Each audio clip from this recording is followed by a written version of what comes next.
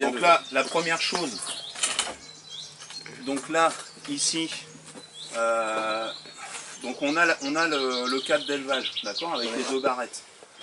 Donc là, moi, il y a une technique qui correspond, qui consiste à faire familiariser le cadre pour donner au cadre l'odeur des abeilles. Moi, je le fais pas, je trouve que ça sert à rien. Voilà. Ouais, tu le laisses un peu. Je m'embête pas avec ça.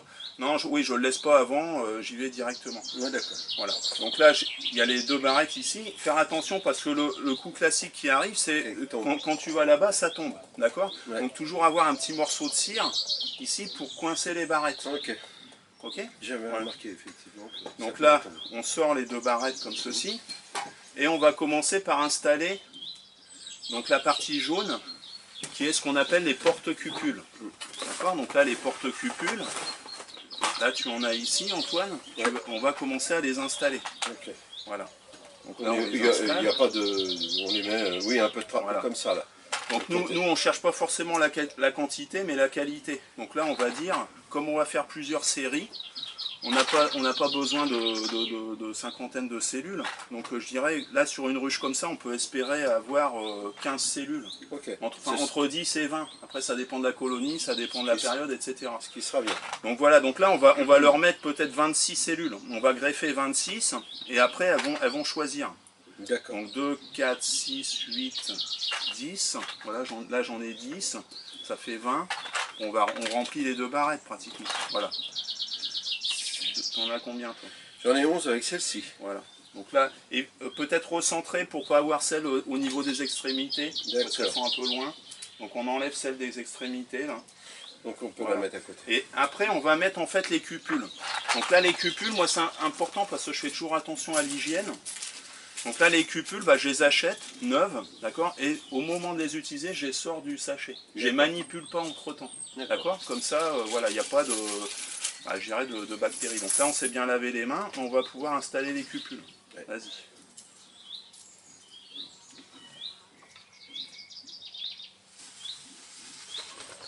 Voilà, donc on installe les cupules orange. Voilà.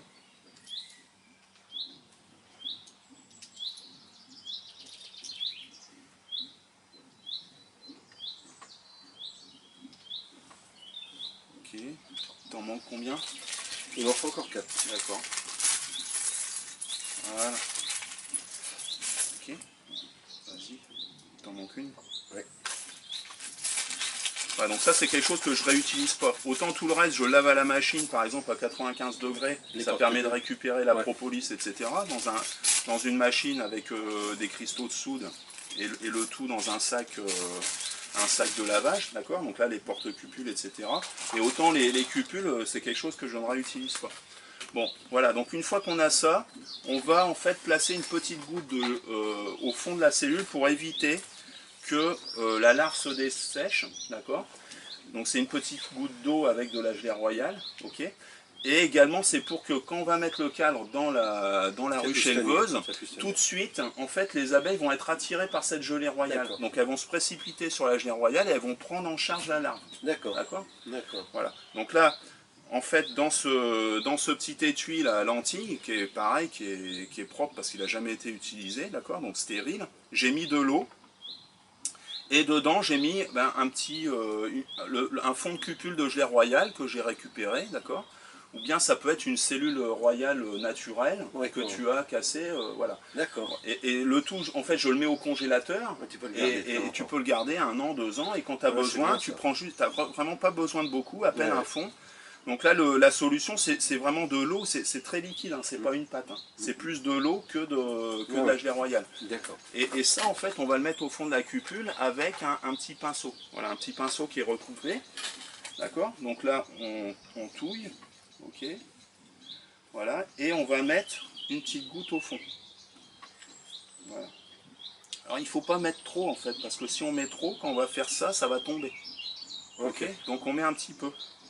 Et c'est là-dessus qu'on va déposer la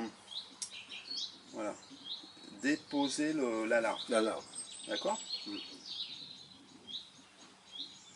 Voilà. Hein, le test, après, ça va être de retourner. Et de voir si, effectivement... Si ça tient. Si ça tient. Oui, ça serait dommage de retourner et que tout le monde tombe par terre. Ça peut arriver, mais il faut savoir que les cupules, elles sont dépolies, justement.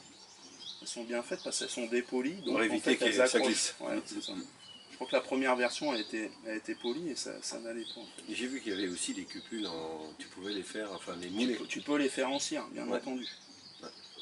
Maintenant, ça marche bien comme ça. Ça marche parfaitement comme ça, il n'y a pas de souci. Ouais.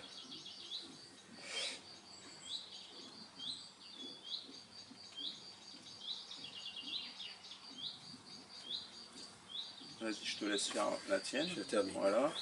Moi, je mets mes lunettes à grossissement. Donc là, je prends des lunettes plus 2 ou plus 3. D'accord? C'est des lunettes loupe en fait. C'est ce que j'ai. Voilà. Donc des lunettes loupe, il faut ça parce que quand tu vas voir la taille de la larve,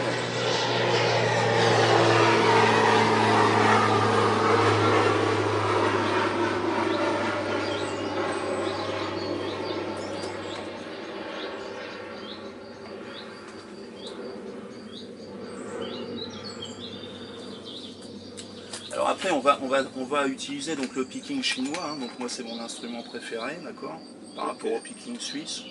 Pourquoi? Parce que bah oui, parce que tu prends de la gelée royale en même temps. C'est ça, tu glisses dessous, voilà, en fait. Tu glisses dessous. Voilà, donc là il est là. là. Tu peux fermer si tu veux. Donc là, vas-y, je te laisse le fermer là. Ouais. Voilà. Tu retournes la barrette pour vérifier que ça tienne. D'accord.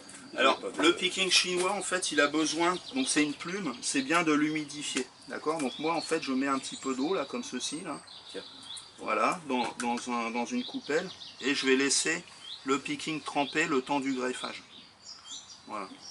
Parce que pour que la plume, en fait, elle va s'hydrater, d'accord? Et elle va garder sa souplesse. C'est important d'avoir une bonne souplesse, hein, au niveau du...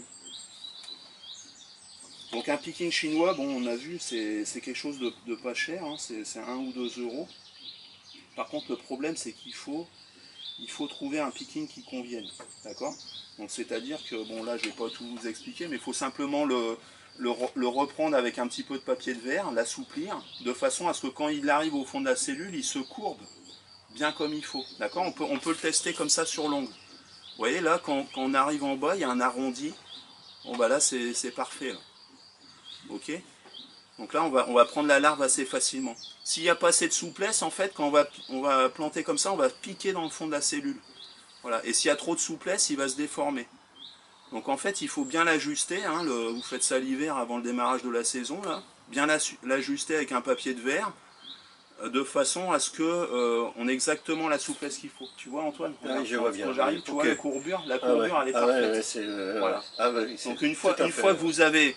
Voilà, il faut en préparer un seul, et une fois que vous avez votre picking chinois, bah, vous en changez pas de toute votre vie d'éleveur, ok, de reine. Voilà. Alors après, quand on pousse le sabot, on doit arriver au bout. Tu vois, là, il y a un petit problème. Ouais. Ok. Donc le petit problème, c'est rien, c'est juste qu'il faut le pousser un peu. Voilà, c'est ça. De façon à ce que... À bien libérer la voilà. larve. Quand on va pousser la larve, on va pouvoir et elle ne va pas rester accrochée.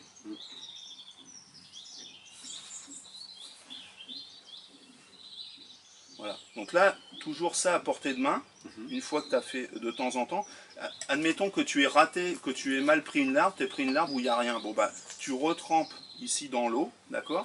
Et tu poses là comme ça sur le sopalin. D'accord. D'accord. Si tu as raté une larve, il faut essayer de toujours passer par cette phase de rinçage. D'accord. Parce que sinon la suivante, ça peut empêcher son acceptation. D'accord.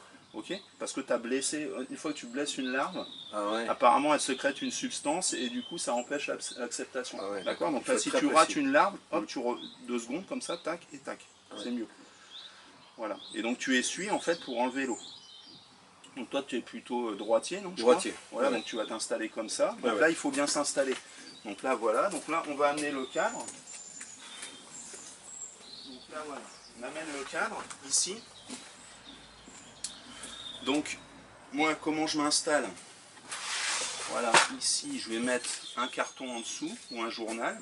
Oui. Donc ça, on va le mettre plutôt ici, là, parce que, voilà. Et là, on va dérouler le journal. On va dérouler le journal, Voilà, et on va légèrement incliner le cadre. Peu importe le journal. Hein, peu importe le journal. Ça peut être Ouest France ou un journal agricole. Voilà, plutôt agricole. Alors, donc, ici, alors voilà, donc là, on va incliner le cadre comme il faut. Là, tu vas commencer à repérer les larves qui ont la bonne taille. Parce que comme tu as les deux faces du cadre, essayez de voir sur quel côté tu as des larves qui sont correctes. Donc là, en fait, tu repères les œufs, d'accord? Et c'est en périphérie des œufs, là, que tu vas avoir ce qu'il faut.